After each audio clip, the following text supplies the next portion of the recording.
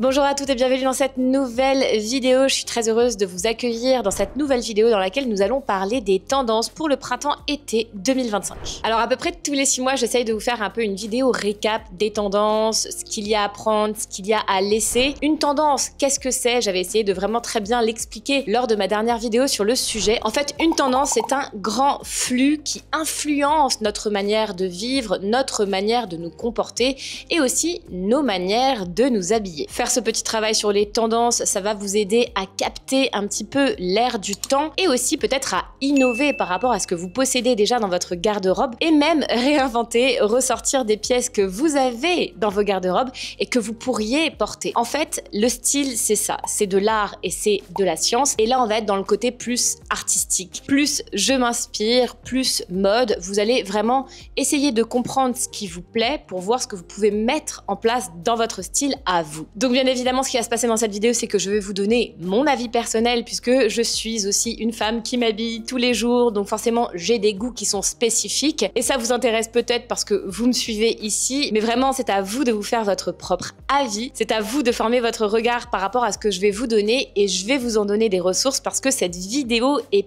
pleine de bonnes idées, pleine de tendances qui donnent vraiment envie. Avant de commencer cette vidéo, j'ai une grande annonce dont je vous ai déjà parlé la semaine dernière. Si vous n'avez pas encore pris votre place pour mon challenge stylé et 100% confiante, il est temps de le faire parce que le challenge commence demain. À partir de demain et tous les jours, on va se retrouver en direct. Si vous ne pouvez pas être là au direct, eh bien c'est pas très grave, je vous enverrai la rediffusion et on va voir jour par jour tout ce que vous devez savoir sur votre style. On va parler de votre silhouette, on va parler de comment composer une tenue élégante, comment faire un bon rangement de garde-robe, comment associer les couleurs les unes avec les autres. Et chaque jour, vous pourrez me poser toutes vos questions. J'essaye de faire des challenges style entre 2 et 3 fois par an, mais c'est quelque chose qui me demande énormément d'énergie puisque je suis là en direct tous les jours avec vous. Vous pouvez rejoindre des centaines et des centaines de femmes qui sont déjà inscrites pour ce challenge en cliquant dans le lien juste ci-dessous. Vous me laissez uniquement votre prénom et votre adresse email et je vais tout vous envoyer pour que vous puissiez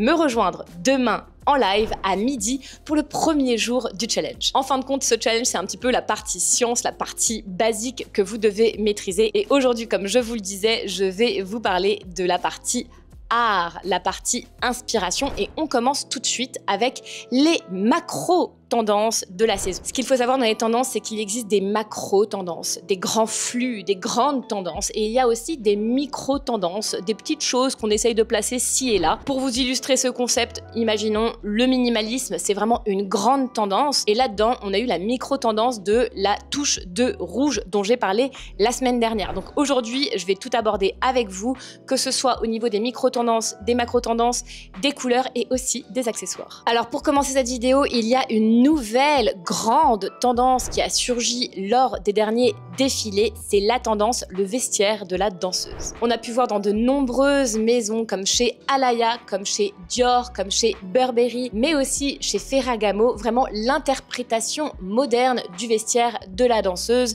à coups de juste au corps, de cache-cœur, de tutu, de chaussures à ruban et même de guêtres. La couleur phare de ce vestiaire de la danseuse, c'est bien évidemment le rose, qu'il soit plutôt rose poudré, rose nude, comme j'en parlerai un petit peu après, mais aussi, en fin de compte, tous les pastels. Ces couleurs sont vraiment idéales les unes avec les autres et là on est dans quelque chose d'assez premier degré, vraiment le vestiaire de la danseuse porté uniformément sur toute la silhouette mais de manière un peu moderne. Deuxième très grande tendance qu'on a vue aussi la saison passée, c'est le look bohème. Alors cette tendance bohème, elle est vraiment encadrée par toutes les maisons qui ont dans leur ADN le style un petit peu bohème. Je pense à Zimmermann, je pense à Chloé, bien évidemment. Je pense aussi à Isabelle Marant, mais on l'a aussi vu adopter dans d'autres maisons comme Saint Laurent et Chanel, ce qui veut dire que c'est vraiment un style qui va prendre de la place. Personnellement, je pense que c'est vraiment un style qui peut se porter facilement, même si on l'a beaucoup porté il y a 10 ans, 15 ans, il est revenu sur les devants de la scène parce que je pense qu'il colle à l'air du temps. Il colle à cette envie de liberté, à cette envie de pouvoir vraiment s'affirmer à travers son image. Et pour moi, le style bohème, c'est vraiment ce côté long jupon, froufrou, peut-être des franges sur les accessoires et pas mal de transparence en été, ce qui m'appelle à avoir cette sensation de liberté, ce côté un petit peu libre et insouciante, et je pense que ça parle à beaucoup d'entre nous à l'époque d'aujourd'hui, donc c'est un style qui pour moi va rester pendant longtemps. C'est une macro tendance qu'on va pouvoir décliner saison après saison et qu'on pourra bien sûr renouveler au fil des couleurs qui nous plaisent. Troisième macro tendance qui était déjà là la saison passée, c'est la macro tendance de la Power Woman. À coup de blazer, de tailleur, de col lavalière, etc. Le petit changement que je vois quand même opérer depuis quelques saisons déjà, depuis l'année dernière, c'est vraiment cet esprit un petit peu plus féminin autour du blazer et autour de ces pièces assez unisexes en fin de compte. On a été beaucoup dans le super oversize et franchement c'était un petit peu too much, ça faisait un petit peu clown. Maintenant on arrive à quelque chose de beaucoup plus fité, qui n'est pas non plus un style dans lequel on va être étriqué dans nos vêtements, mais on a un petit peu plus de confort, un peu plus d'ajustement au niveau des tailles, et je trouve que ça sert très bien cette tendance. On revoit aussi depuis quelques temps le retour de la cravate comme chez Emporio Armani. Vous pouvez l'adopter ou non, en tout cas c'est une pièce forte qui à mon avis va rester présente encore pendant quelques saisons. Et quatrième macro tendance qui était aussi présente l'année dernière, c'est le sportswear. Et là j'ai mélangé le côté sportswear, utilitaire. On est encore dans un baromètre qui est bien plus masculin, un petit peu comme celui que je viens d'énoncer. En fin de compte, les deux premières macro tendances sont plutôt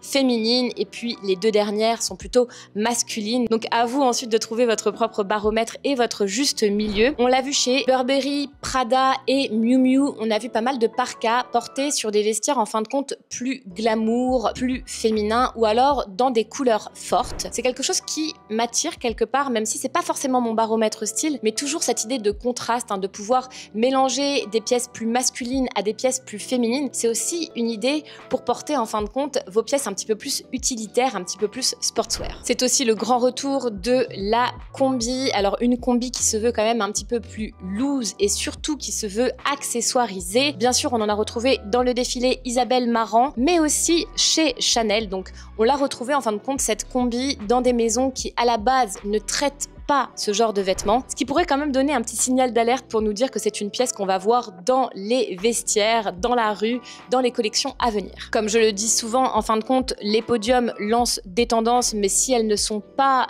vues dans la rue, si elles ne s'imprègnent pas dans nos tenues, et bien en fin de compte, ces tendances n'existent pas. D'ailleurs, on en voit beaucoup, des tendances qu'on voit sur les podiums et qui, en fin de compte, ne font pas leur chemin jusqu'à nos vestiaires. Donc ce sera intéressant de suivre l'évolution de la combi.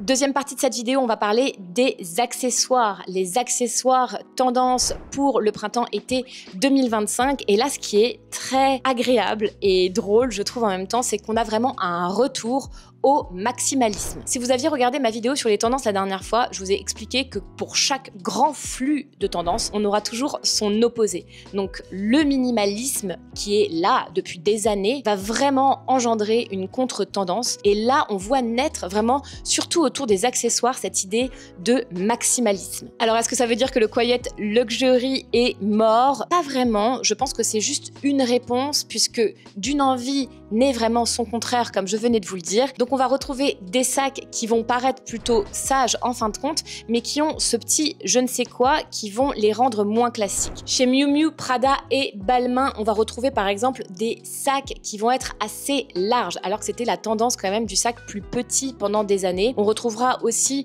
une boucle qui va faire son effet, une couleur qui va changer, ou tout simplement une forme qu'on n'a pas l'habitude de voir. Avec la mode bohème, c'est aussi le retour des sacs à franges. On aime pas. Personnellement, je trouve que ça vaut pas vraiment l'investissement, puisque un sac est un investissement. En tout cas, un beau sac est un investissement. Après, c'est à vous de voir selon votre style. On retrouvera aussi des sacs twistés avec des gris-gris comme chez Balenciaga ou comme chez Chloé. Ça apporte encore cet esprit ludique, maximaliste. On s'amuse en fin de compte de la mode, on s'amuse avec notre dressing et on se prend un petit peu moins au sérieux. Micro-tendance dans les accessoires qui me plaît énormément parce que depuis la nuit des temps, j'adore ça, ce sont les accessoires transparents. En sac chez Copernic qui s'est amusé à nous proposer des sacs complètement en verre ou alors en bijoux, pour moi beaucoup plus facile à porter, comme chez Ferretti. Ce qui est sympa, c'est que ce bijou XXL, on va le retrouver aussi dans des maisons qui n'ont pas vraiment l'habitude de le traiter, comme chez Ami par exemple, qui nous a proposé des pendentifs avec des lacets en cuir que je trouve plutôt stylés, qui vont encore rappeler en fin de compte et qui vont faire écho à cette mode, à cette tendance du bohème. Donc même en touche, vous allez retrouver de cette macro tendance du bohème. D'ailleurs, c'est peut-être une bonne manière que de commencer à s'approprier une tendance que de la porter avant tout sur ses accessoires. Pour les bijoux, c'est vrai que ça a été pendant des années et des années la mode du minimalisme, la mode des tout petits bijoux qu'on accumulait qui étaient très très peu voyants. C'était vraiment les prémices du quiet luxury, du old money, vraiment de ne pas montrer en fin de compte les possessions qu'on peut avoir. Et maintenant, on est vraiment contré par cette mode un petit peu plus folle, un peu plus dans l'amusement, qu'est le maximalisme. Deux autres tendances accessoires qui vont aller avec ce côté maximaliste, on va retrouver le retour du talon aiguille. Ça fait des années et des années qu'on ne porte plus de talons hauts et on voit le réapparaître maintenant sur les podiums. Les podiums où vraiment les baskets ont été les grandes absences. Donc est-ce qu'il y a vraiment un retour à la mode glamour, à la mode ultra féminine? Je pense que oui, et je pense que c'est quelque chose qui va rester pendant longtemps. On l'a vu chez Saint Laurent, chez Rabanne et aussi chez Bottega Veneta. Et chez Bottega Veneta et Rabanne, on a vu des chaussures complètement transparentes, non sans nous rappeler les fameux souliers de Cendrillon. Ce qui est pratique avec les chaussures transparentes, c'est qu'elles s'effacent complètement. C'est un petit peu comme une chaussure nude en fin de compte. On n'a pas besoin de venir l'assortir aux couleurs de notre tenue puisqu'elle ira avec tout en fin de compte, cette chaussure transparente. Et dernier accessoire, et là je pense que j'ai un mini coup de cœur, faudrait voir si j'arrive à trouver une paire qui me va, ce sont les montures blanches. Aperçues en solaire sur le défilé de Zimmermann, mais aussi de Carolina Herrera, on voit vraiment cette monture maximaliste toujours. On fait pas plus bruyant, plus loud, comme diraient les Américains, que le noir et le blanc portés ensemble. Après, bien sûr, il faut aimer, il faut pouvoir porter cette paire puisque, en fin de compte, elle appartient à elle-même, elle a un style très prononcé, mais il y a quelque chose qui me plaît là-dedans. D'ailleurs, n'hésitez pas à me dire dans les commentaires ce qui vous plaît ou ce qui vous plaît moins. Une fois de plus, on est là pour s'amuser, votre goût, vous le connaissez, vous aimez, vous n'aimez pas. C'est ça qui est intéressant avec le concept de beauté et d'intérêt au niveau de la mode. On n'est pas obligé d'être d'accord et en même temps, ça va nourrir votre esthétique personnelle. Et bien sûr, si vous avez envie d'apprendre des concepts un petit peu plus tangible pour comprendre comment vous devez vous habiller, comprendre les formes de votre corps, comprendre comment associer les couleurs les unes avec les autres. Vous savez ce que vous devez faire, vous devez me rejoindre pour mon challenge stylé et 100% confiante dans lequel on va pas parler de tendance, on va pas parler de mode vraiment, on va parler de comment est-ce que vous pouvez associer les vêtements les uns avec les autres selon votre style à vous, dans votre quotidien à vous. Je fais vraiment ça pour vous aider, donc n'hésitez pas, c'est complètement gratuit et ça commence demain. Ça a lieu lundi, mardi, mercredi, jeudi et vendredi en direct tous les jours à midi. Si vous n'êtes pas disponible, bien évidemment, je vais vous envoyer la rediffusion dès que chaque live sera terminé. Bon, je me suis amusée à faire une troisième partie dans laquelle j'ai été piocher comme ça des micro-tendances pour voir si vraiment elles avaient un potentiel d'exister. Première micro-tendance, là où je dis no, no, no, le micro-short. Il nous colle un petit peu depuis quelques saisons, ce micro-short. Il est complètement importable. On l'a revu une nouvelle fois chez Dolce & Gabbana, mais aussi sur le défilé Acné. Je sais pas ce que vous en pensez, mais pour moi, c'est vraiment importable d'avoir un si petit bout de tissu comme ça pour masquer mes fesses. En tout cas, ça ne sera pas adopté chez moi. Par contre, là où je dis oui, en mode vraiment micro-tissu, c'est le bustier. Le bustier qu'on a retrouvé chez Courrèges, chez Emporio Armani et dans bien d'autres maisons aussi. C'est vraiment le retour du bustier en soutien-gorge, en bandeau, mais aussi en haut. Une autre tendance à laquelle je dis non, et je pense qu'on sera peut-être toutes d'accord là-dessus, c'est vraiment un trip de créateurs de mode, de maisons de mode. On a vu le retour, non c'est pas un retour en fait, je pense que ça n'existait pas avant. En tout cas, on a vu cette pièce, le one leg, le pantalon asymétrique faire son apparition, que ce soit chez Vuitton ou aussi chez Coperni. Donc ça veut bien dire ce que ça veut dire. D'un côté, c'est un short et de l'autre côté, c'est un pantalon. Par contre, là où je dis oui, c'est un petit peu la mode qu'on a vu aussi sur ces derniers défilés de la crinoline, qui est d'ailleurs plus interprétée comme un jupon, en gros donné un un petit peu du mouvement en bas de la silhouette. C'est quelque chose qui est là depuis un petit moment, hein. On voit pas mal de basques, pas mal de jupons. Ça fait aussi écho à ce que je vous disais au niveau du vestiaire de la danseuse, pour moi, à cette idée de tutu. Donc on l'a vu chez Dior, chez Ami, qui est une marque qui est quand même plutôt masculine, donc le jupon va vraiment rester cette saison. Et on l'a aussi vu chez Carven et chez Loewe. Personnellement, j'adore cette pièce et elle est déjà dans la rue, elle est déjà dans les enseignes que l'on côtoie. Autre grande tendance qui revient, j'ai l'impression, tous les étés, c'est la lingerie voyante. Chez Fendi, chez Dolce & Gabbana et même chez Chloé, on a vraiment cette idée de la lingerie qui est par-dessus nos vêtements, qui est affichée pleinement. Moi, personnellement, voilà, je trouve ça importable. C'est beau sur une photo, c'est beau sur un défilé, c'est beau dans la perception d'une femme qui est chez elle, dans sa chambre. Après, franchement, dans le quotidien, non.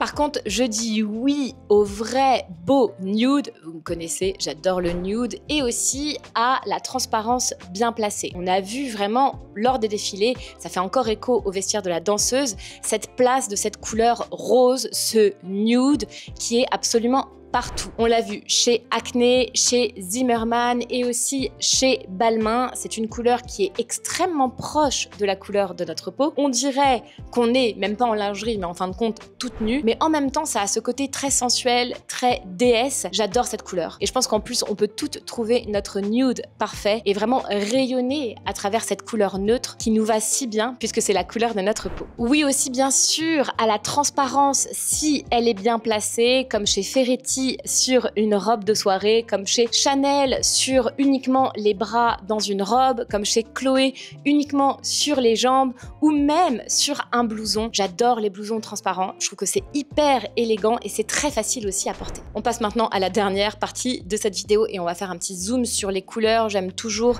parcourir les couleurs avec vous pour voir quel est l'air du temps hein, au niveau des palettes de couleurs. Je vous l'ai dit, les pastels à fond la caisse. On va retrouver du rose bébé, du bleu layette, du jaune pâle, du vert d'eau et même de l'abricot. Le rose pâle, comme je vous le disais, c'est vraiment l'une des couleurs phares de la saison, donc il y a de grandes chances qu'on le retrouve un petit peu partout dans nos enseignes habituelles. Il sera décliné, comme je vous le disais, hein, du nude au rose ballerine. L'autre grande couleur, c'est le bleu. Je vais en parler juste un petit peu après, mais ici une petite parenthèse sur le bleu pastel qui est déjà dans beaucoup de collections. Après, vous allez me dire, c'est le printemps. À chaque printemps, on nous ressort un petit peu les couleurs tendres comme les pastels de bleu, les pastels de rose. Mais là, il y a vraiment un focus hein, sur ces deux couleurs, le rose et le bleu. Une autre couleur qui est très présente et dont on a un petit peu moins parlé, c'est le vert d'eau qui est une couleur absolument magnifique. Hein. C'est vraiment la couleur des boucles que je porte juste ici et on l'a retrouvée cette couleur chez Acne, donc dans des vestiaires un petit peu plus modernes ou plus classiques. C'est une couleur magnifique qui sent bon le printemps. Depuis plusieurs saisons, on retrouve aussi toujours ce même jaune, ce jaune un peu beurre, buttermilk comme disent les Anglais, qu'on retrouve chez Alaïa et chez Chloé, mais dans pas mal d'autres maisons aussi. Et l'abricot dont je vous parlais tout à l'heure, cet abricot qu'on a retrouvé aussi sur pas mal de podiums et qui est une couleur qu'on va aussi pouvoir mélanger aux autres pastels parce que oui, c'est ce que j'ai vu sur les défilés en tout cas, il y a beaucoup de mélanges de couleurs pastel, non pas avec du blanc, mais des couleurs pastel les unes avec les autres. Petit exemple ici chez Chanel et aussi chez Chloé. J'aime beaucoup d'ailleurs cette idée de mélanger des couleurs qui ont la même intensité ensemble. Je trouve que ça fait vraiment vivre une tenue. Et je vous le dis souvent, c'est une technique qui va vous aider à porter les couleurs que vous arrivez un petit peu moins à porter dans votre dressing. Essayez de penser en intensité de couleurs, les pastels avec les pastels, les couleurs plus saturées les unes avec les autres. Et souvent, quand on pense à cette technique, on débloque plein de tenues. On en parlera lors du jour 3 de mon challenge, donc prenez votre place, c'est 100% gratuit. Autre couleur phare dont je vous ai déjà parlé pour le bleu pastel, on a retrouvé vraiment des bleus de toutes les couleurs, portées un petit peu comme le rouge a été porté précédemment. Bien sûr, il y a encore le rouge. J'ai décidé de ne pas vous en parler dans cette vidéo parce que je pense que j'en ai assez parlé sur cette chaîne, mais il y a vraiment ce retour au bleu, que ce soit le bleu pastel, que ce soit le bleu pervenche, que ce soit le bleu turquoise, que ce soit un bleu plus roi. On a retrouvé de tous ces bleus dans les collections et presque chez chaque maison, ce bleu existe. Dernier focus couleur, le café, mais aussi le chocolat. En gros, le marron est une valeur sûre en 2025. J'ai même envie de dire, le marron, c'est le nouveau noir. Et ça, franchement, je m'en réjouis. Je pense que ça fait des années et des années que je répète aux femmes que le noir n'est pas une solution, que le noir atténue le style des personnes qui la portent, que le noir, on en abuse un petit peu trop et du coup que ça ternit notre image et que ça vient aussi ternir notre état d'âme. C'est pas une couleur qui est joyeuse. On peut tout à fait remplacer toutes nos pièces noires par des pièces café, par des pièces marron, par du beau chocolat. Et on en a aussi retrouvé, et ça c'est la petite touche pour finir,